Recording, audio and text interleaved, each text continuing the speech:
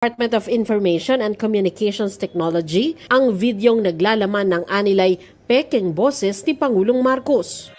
We must not allow the other nation to abuse our rights and sovereignty within our territory. Kabilang din sa binanggit ng pekeng boses ang senaryo ng pagsalakay ng China sa teritoryo ng Pilipinas at ang umano'y utos na gumanti sa China kung kinakailangan para matigil ang pambubuli. Pagdidiin ng DICT, hindi si Pangulong Marcos ang nagsasalita. Sino yan? Ano to? Posibleng gumamit ng artificial intelligence para makopya ang boses ng Pangulo. In this administration, this is the first time that the voice of the president was copied to make a policy statement. In the past kasi, the voice of the president and other past presidents were used for jokes. We immediately asked YouTube to take it down, and they did. Tinawag naman itong deep fake video ng palasyo. Ginamit lang yung boses ng Pangulo at ginawa siya ng script para ilapat doon sa video na mukhang siya mismo ang nagsasalita. Nililinaw lang po ng PCO na hindi po ito totoo. We appeal to the public to be more discerning and vigilant pagdating sa mga balita. Pero may mga kopya pa umano ng video na patuloy na sinishare ng iba. Makikipag-ugnayan daw ang DICT sa Philippine National Police at National Bureau of Investigation para matukoy ang may pakana nito. An account would definitely have some sort of authentication mechanism, like a mobile phone and a email address. Sinabi ito ni D sa media forum kaugnay sa fake news sa social media na dinaluhan din ni na COMELEC Chairman George Garcia at National Security Council Assistant Director General Jonathan Malaya. Punto ni Malaya, maaring nagagamit ang ganito para guluhin ang usapin sa West Philippine Sea, tulad daw sa ginawa sa usapin ng umano'y gentleman's agreement ng China at Pilipinas sa Ayungin Show. Pinagsabong yung Pilipino. No, pinagsabong tayo lahat eh. So, hindi ko maintindihan sa inyo, naniwala kayo eh. Yun na totoo. Kayo lang naman ang naniwala eh. Pinagsabong? Eh naniwala kayo eh. Bakit kayo naniwala doon sa secret agreement? Bakit kayo naniwala doon sa gentleman's agreement? Paulit na dinideny ni Pangulong Duterte through Panelo. Naniwala kayo sa ibang tao. Alam mo, ito lang masasabi ko ha. Ito, diretsuhan tayo, huwag tayong magtarantaduhan. Sinabi ko to sa SMNI eh. Hindi lang akong biro ha. Kasi nakita namin mga picture doon, mga picture ng mga mangga. Mga mangga gamit ng mga politiko. Talaga nandun, di ba? Actually, sinabi ko pala ito kahapon doon sa aming masaktan na kung dapat sila masaktan. Pero nakita ko yung mga mangga. Sabi ko nga, alam mo kung ako siguro si Pastor Kibuloy, ang sakit-sakit sa puso ko eh. Eto mga putang inang politiko na to, nung kailangan nilang maboto, nagpuntahan sa akin. Ang daming picture ni Pastor Kibuloy doon, ng mga lahat ng politiko. Lahat, as in. Name it. Na-picturean ni ano yan eh. Ni Jay.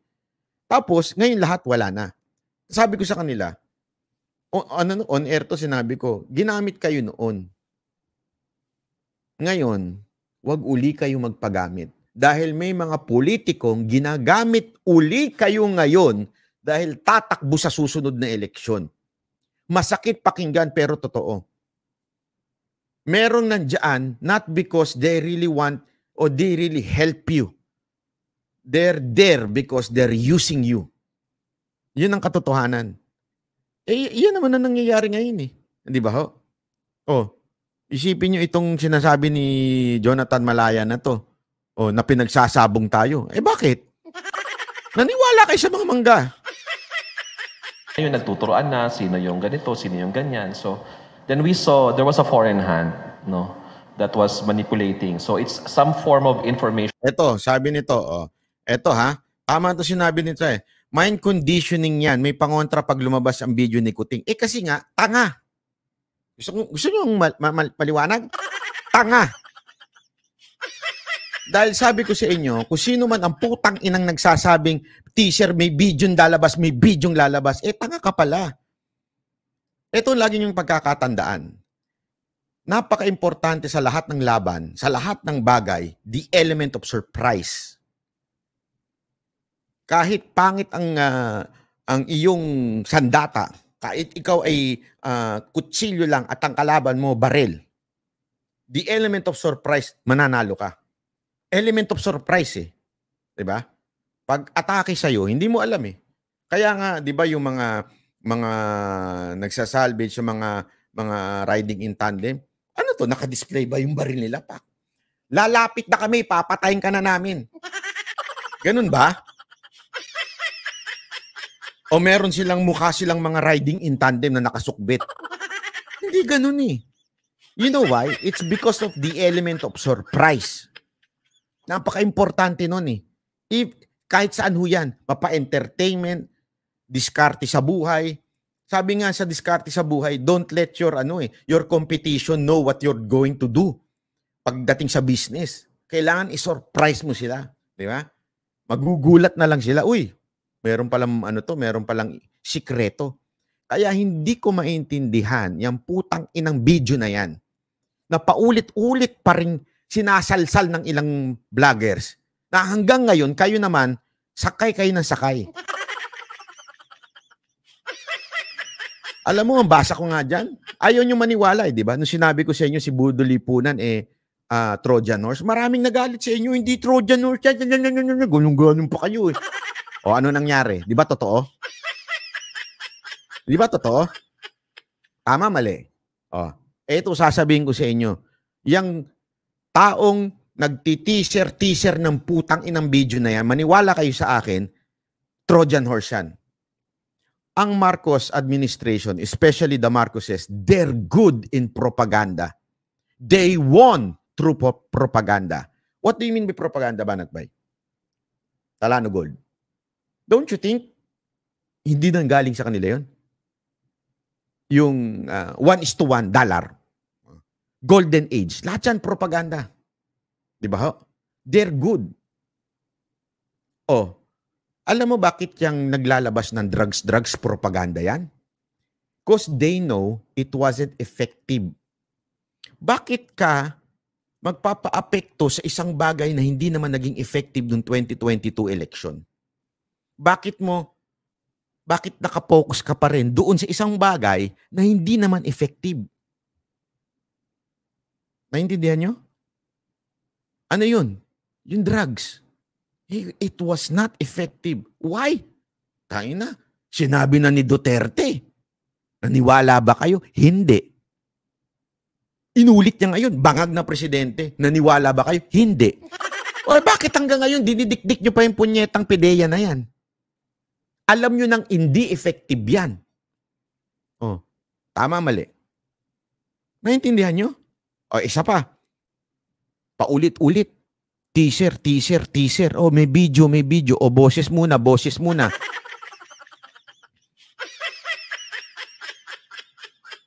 Ito, basa ko dyan eh. Ito, basa ko lang Basa ko lang ito Meron talagang may hawak ng ebidensya. Hindi natin alam kung sino yung may hawak na yan. To counter that, kasi alam nilang may hawak, kumuha tayo ng kakampi natin, pero titiwalag, kunwari magiging antay na siya, tapos, banatan tayo, salsalin yung video. Ilabas yung mga boses. Tapos, gagawa tayo ng AI. Di ba, lumabas na yung AI. Bago pa itong voice AI na to, itong bago tong voice AI na to, may lumabas ng AI before. Di ba na sinasabi nila? Oh, tapos ano pa? Bigla may boses. Tapos ito may pinarinig din boses. Eventually, alam ko na mangyayari, sasabihin nila na yung boses na yan o yung video na yan, lahat yan galing AI. Minamind condition na nila. Pero bakit nila kailangan magtanim ng tao to do that? Para hindi na paniwalaan. Kasi kung talagang may hawak ka, kung ikaw talaga ay alam mo, hindi mo ilalabas yan. Hindi mo itatago mo muna yan. At kung sinasabi mong there is the proper time, the exact time, ilalabas mo doon bigla. Gulat sila. Pak! Ito. Hindi yung may video kami. May boses muna kami. Minamind condition nyo na pwedeng maging fake yan. Di ba ho? Iyon ang nakakairita doon sa mga taong sinasalsal at for the content. Meron pang humirit dito eh. Sige, sagutin ko. Oh. And asan na yun? May nagsabi dito, so hindi ba totoo yung may threat? Hindi ba pwedeng imbentohin yung threat? Ano ba katangahan yan? Ang dali-daling imbentohin yan threat. Maniwala ako pag nakakulong na yan. Oh. Pag nakakulong na yan, sige, maniwala akong hindi Trojan horse yan. Kaya nga sinasabi ko sa inyo Sinasabi ko sa inyo, maging matalino naman kayo. Binudol na nga kayo noon, magpapabudol pa rin kayo. Ano? Araw-araw kayong tanga? Sagot nga kayo. Araw-araw ho ba talaga kayo magpapakatanga? Ginago na kayo noon, magpapakagago pa rin kayo ngayon? Ano to? Tanga-tanga araw-araw? Kung gusto nyo magpakatanga araw-araw, I don't care. Get out of my channel. Bawal ang tanga dito. Bawal ang mababaw ang utak dito. Bawal dito yung, ay, sabi niya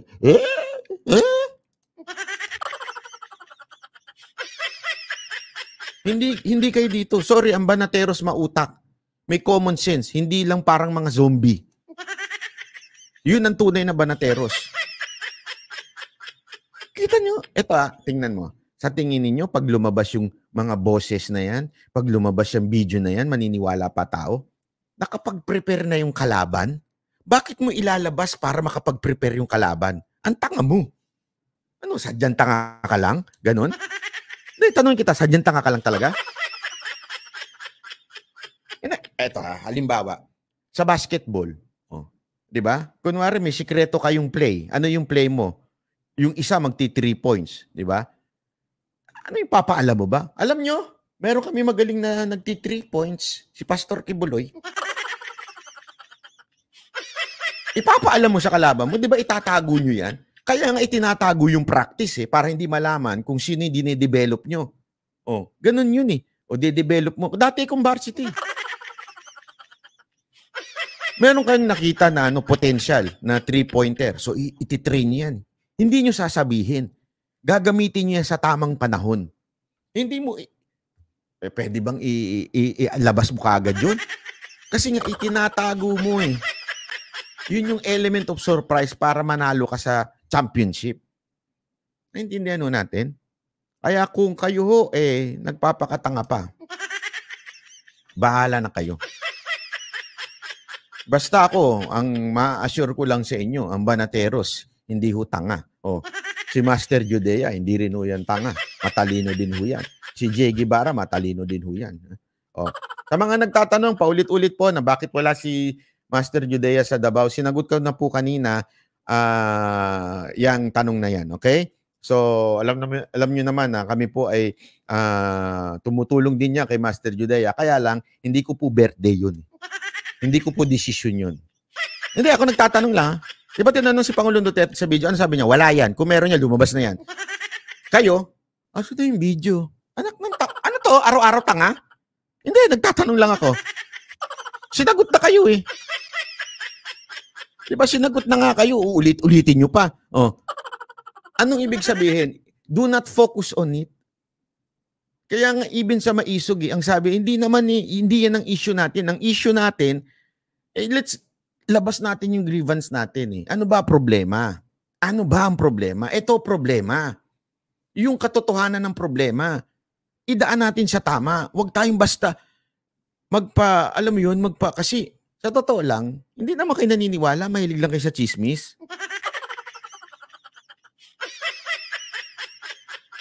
So kung medyo mahilig lang kayo sa chismis, sabi nito, kumbaga sa chess, hindi mo dapat sabihin yung moves mo pero makadiskarte ka lang. Hindi, yun na nga hindi ganito. Ganito sasabihin mo sa kalaban mo, ipakakain ko muna yung queen ko. Para yung actually gumagalaw na yung rookie ko, yung nadalawang nasa gilid, para i-checkmate ka. Pakakain ko muna yung rookie ko. Anong katangahan yun? Di ba surprise nga yun? Kunwari nga, kinain yung queen ko, hindi ko alam. Yung pala, nakapwesto na yung dalawa. Di ba? Ganun dapat ang labanan. Warfare ito eh. Pero ano, hinanda na natin. Meron pa tayong pahaging. Meron pa tayong teaser. Anak ng wewe, may teaser. Ano to? Pelikula?